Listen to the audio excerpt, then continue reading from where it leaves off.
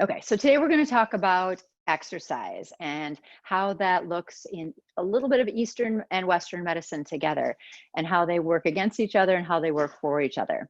So I want you to draw the clock. So the Ayurvedic clock is a huge part of what we're doing right now with the practice and with the talks that are coming up and the talks that we've had in the past. So if you haven't logged into the website, you can go ahead and do that. And we have all the recordings on there. So sign up for the program and you'll have all the recordings for that. When we have it till October 15th, so you can have access till October 15th. But when you draw the clock, we have noon at the top, midnight at the bottom, 6 p.m., 6 a.m. And if you draw an X through the center, it'd be 2 a.m., 2 p.m., 10 a.m., 10 p.m. And I want you to go ahead and write down when you go to bed, when you wake up in the morning, generally, what time you eat breakfast, what time you eat your noon meal, and what time you eat your supper, your evening meal. And if it's really different on the weekends or the days off, then mark that as something a little bit different. Mark when you exercise. And maybe this varies because you go to a yoga class on Thursday morning at 9:30, but then on Monday night, you go to the 7 o'clock yoga class. You can kind of put that in there. So this is just a guideline for you. And then if you snack, write that down. And even walks count. So if you go for a morning walk and it's maybe only 5-10 minutes, you can write that down. If you go for an evening walk and it's just a little stroll, that's still considered exercise in yoga or in Ayurveda, and I'll explain why we have that.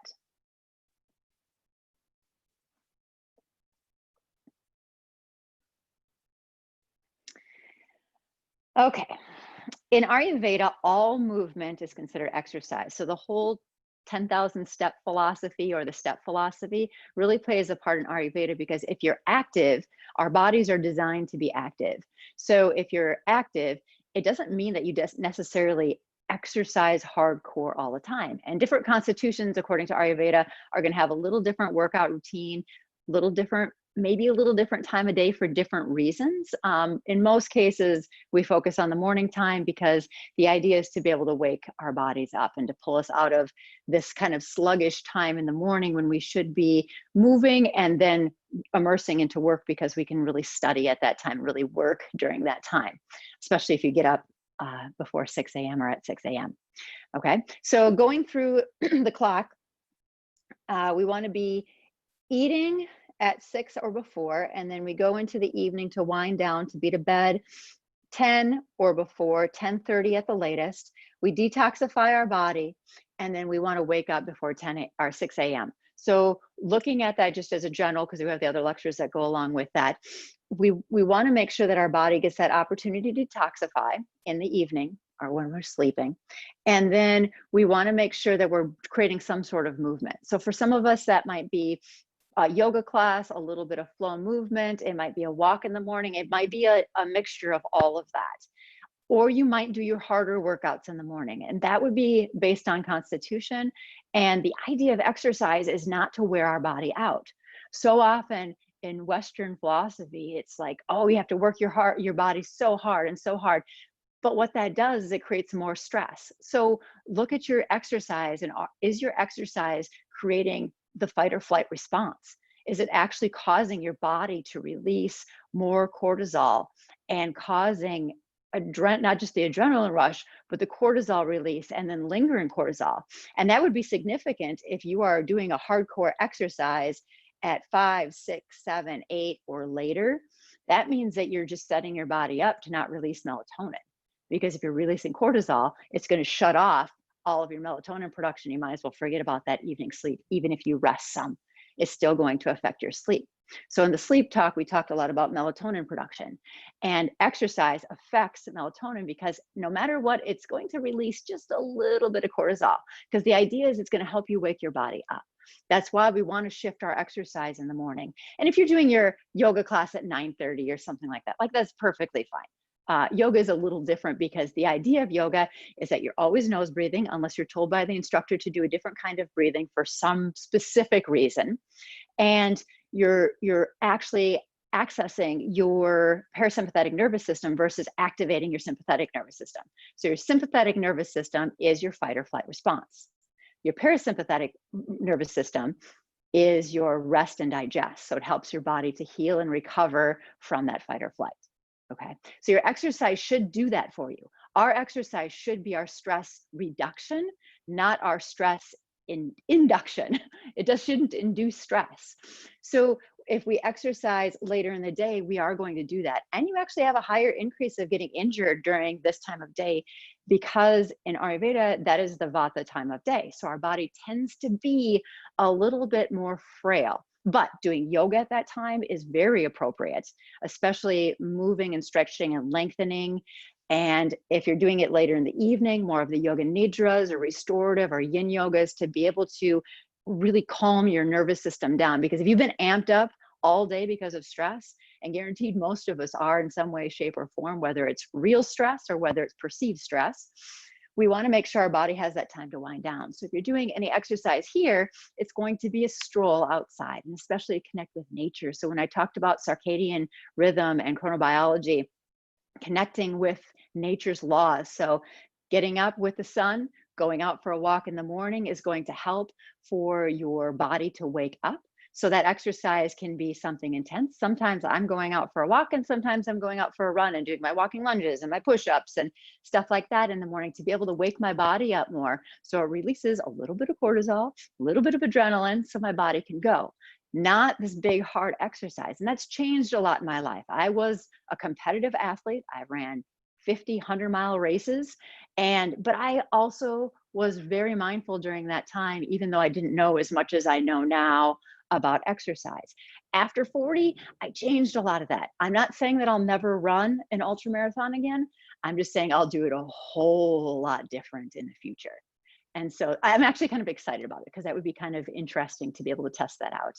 And I've talked to my teachers about this too, and they're like, I don't know, it's kind of one of those in between things. So when we want to train for something that's more intense like that, we want to be very mindful of what we're doing to be able to train. Again, are we just running our body down? And as we get older, are we just wearing things out? Because in reality, we think of, okay, we're getting older at 40, 50. And as women, it's like menopause is like that cutoff point of, okay, this is a whole different life. But if you enjoy running and you're going to run marathons through later in life, or want to do even a 5K, a competitive 5K, or something like that, and pushing your body beyond, the idea is to train your body appropriately. So taking time to train, taking time to recover. So the whole Ayurvedic clock, when we talk about sleep and the importance of sleep, if you're not sleeping as good, your body has no time to recover, to detoxify. All your cells are producing energy and using energy, and the byproduct of energy is the toxins. So we're releasing the toxins, and then we go to the bathroom in the morning. So we pee, and we have our bowel movement. We use exercise to help create a better flow of our lymphatic system. So in Ayurveda, we talk about jumping on like a trampoline or walking because of the jolting of the body. Yoga is really good because we do a lot of compression and release. So those exercises are really key. Running is very good for you if your body is equipped to do it, and if you're running right. So just like anything else, so often we think, oh, I can't run. I can't run, it just hurts my body. Have you ever taken lessons on how to run? Right? We take piano lessons, we take voice lessons, we take all of these other lessons to be able to learn how to do things properly. How many of us have ever taken a course on running? I have, because I didn't want to get injured running ultra marathons, and I never had an injury. So there's a lot to be said with form and being able to run properly if you want to be a runner. If you don't, okay, there's many other kinds of exercise. And walking is probably one of the most beneficial, and doing an AM walk and a PM walk is ideal. And it can be just 10 minutes each.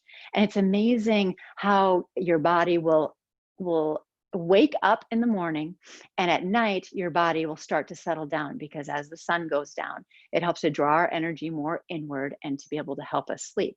Really helps us to release melatonin, especially if you work inside in a closed space all day long. So if you don't have a lot of exposure to light, if you don't take a walk at noon, if you don't take advantage of of the sun energy, and it's getting less and less and less this time of year. It's already getting very dark at 7, 8 o'clock. So we want to be able to encourage our body with exercise to help this circadian clock, to be able to function and move properly. So we want our body to increase physical strength and mental stamina.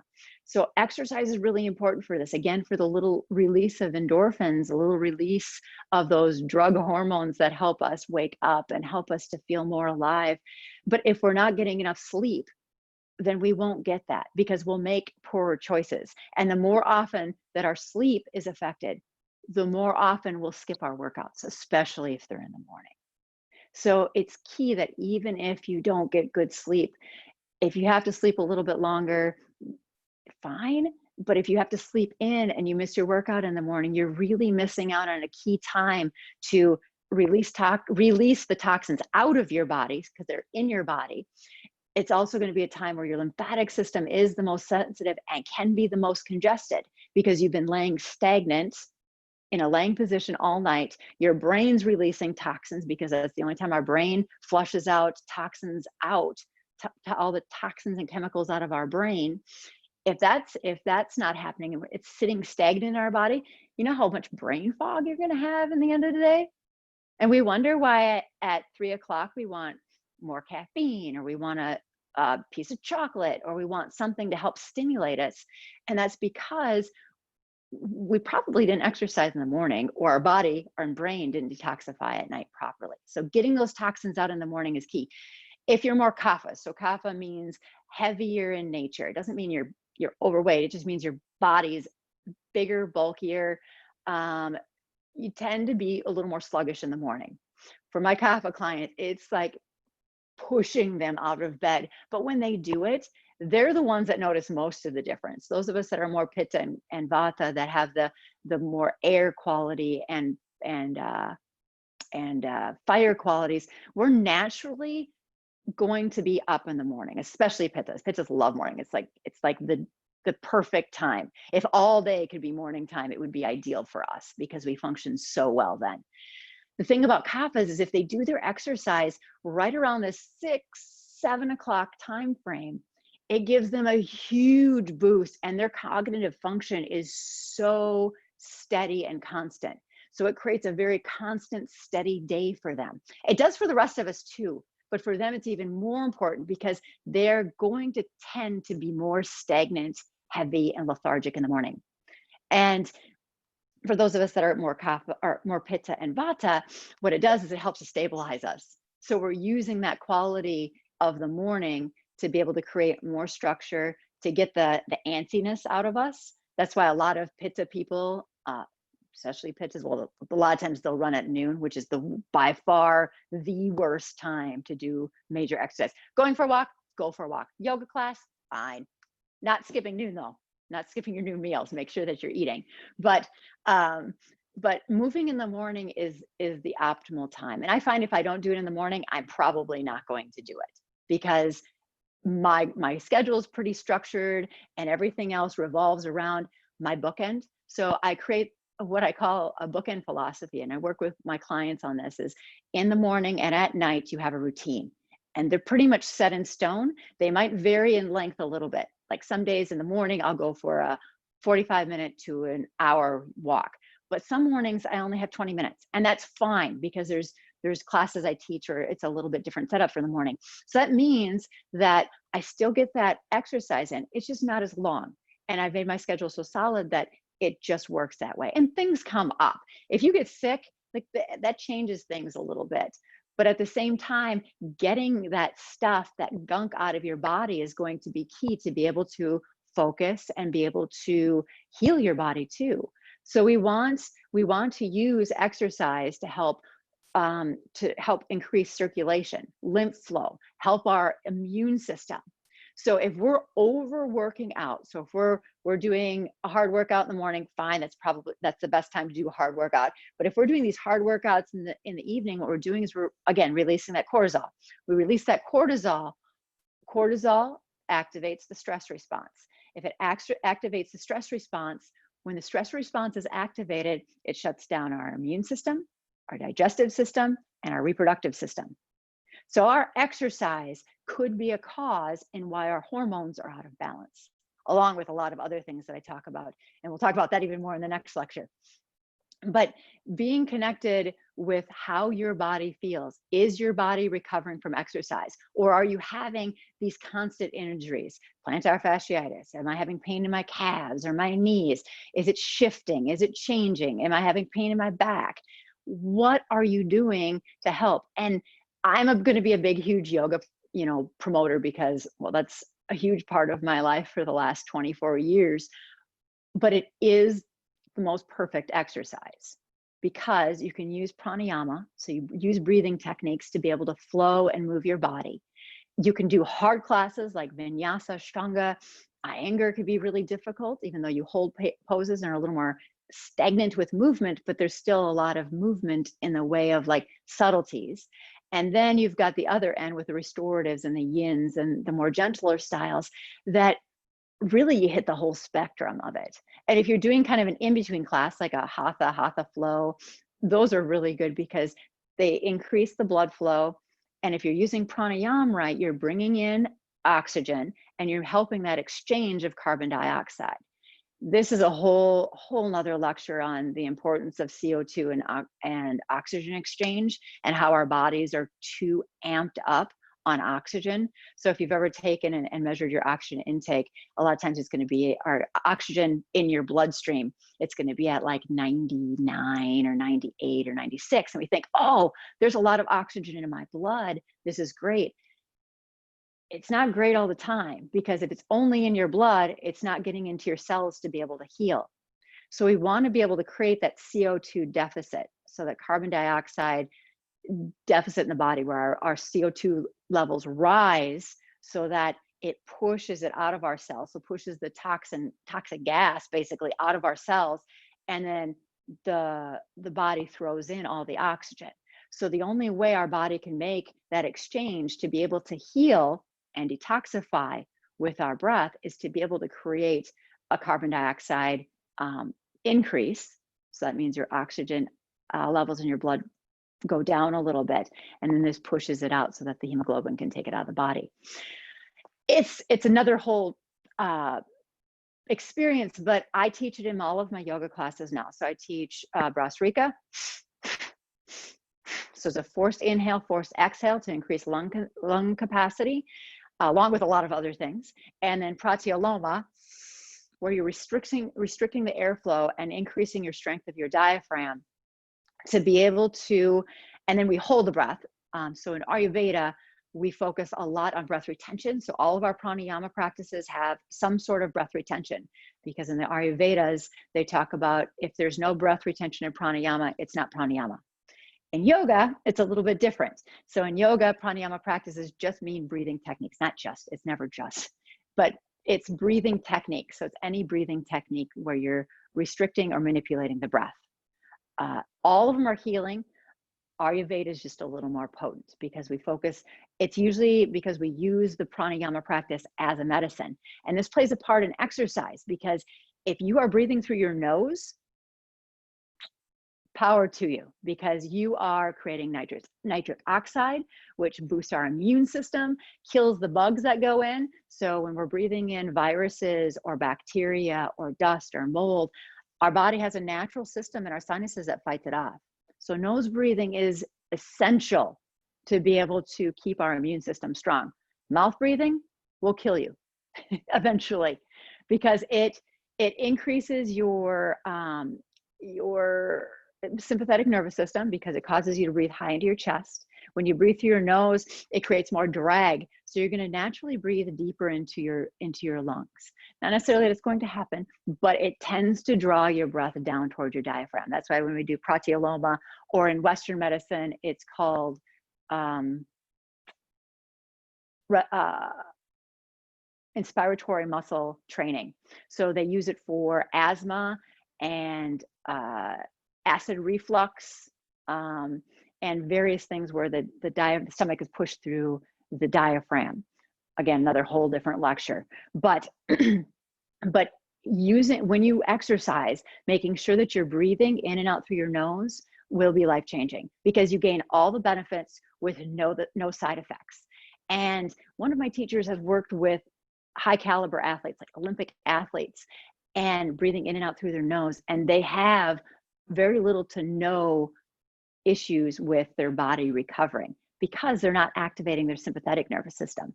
They're keeping their parasympathetic nervous system constantly going to counter the stress they're putting on their body. It's absolutely fascinating stuff.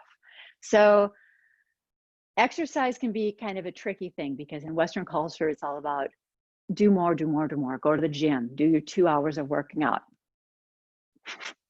It is not necessary. You will wear yourself out and you'll dread it. Even if you're a high caliber, eventually you'll just burn out doing it. Like it's only a matter of time. But if you're smart about your exercise and you mix it up a little bit and you have some fun with it, the idea of exercise for most of us, it has to be a little fun, or it has to be something that we can see some sort of progression. If we're working out all the time, sure, we might see weight loss, we might see body changes, but at the same time, how much deterioration is happening? What is your cognitive afterwards? How well is your body clearing out? And if you're in your 20s, like it's not quite the same as when you get in your 30s. It's like things start to change a little bit.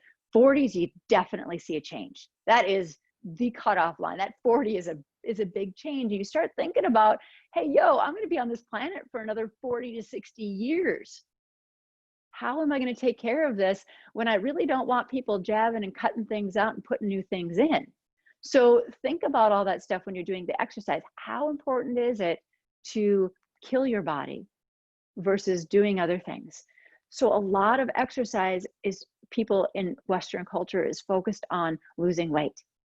Most of the time, it's not going to do it. What's going to do it is sleeping at night. If your body is detoxifying properly and your lymphatic system is working properly, you will see body changes. I'm a prime example of it. I don't work out all that hard. I go for a walk in the morning. I do a jog walk now, and it's been like that since the beginning of COVID. Maybe, and if my heart rate gets too high or if I have to breathe through my mouth, I'm walking again. I do every other day. Well, I've just started this. I've been doing some walking lunges and some push-ups, or I do what's called the 8-minute workout. I try to keep things super simple because, again, I need my brain to be working at 100%. The studying and the stuff that I do and working with clients, I want to be able to be as present as I can for them. If you have kids, if you have family, like that's the idea of exercise and wellness, is to be able to be present for what's important in your life. And sure, I'm thinking about, maybe doing races at some point in time, but then I just have to change the structure of it. But I'm very healthy right now. I look very fit. Most of my friends are like, well, how much are you running and working out right now? I'm like, I don't know, maybe 30 minutes to an hour a day, other than my yoga classes. And I don't teach even that advanced of yoga. I teach a nice flow class. And then I have my morning 7 o'clock class that's not terribly hard, but it just gets things circulating. So those of you that are signed up for the program, we have meditation and yoga classes. I've got to re-record my yoga class because I realized that my headset wasn't working. But it's a great way to start your day. Jen and I have yoga classes.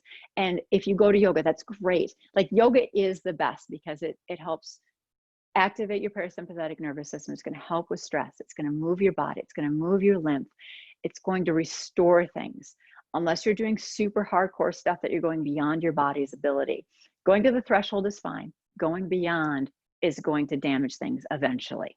For some of us, it takes more time. If you have more of a kapha body, it's going to take more time to accumulate those injuries. Pittas, because we push so hard, usually burn out a little faster. Vatas burn out very fast.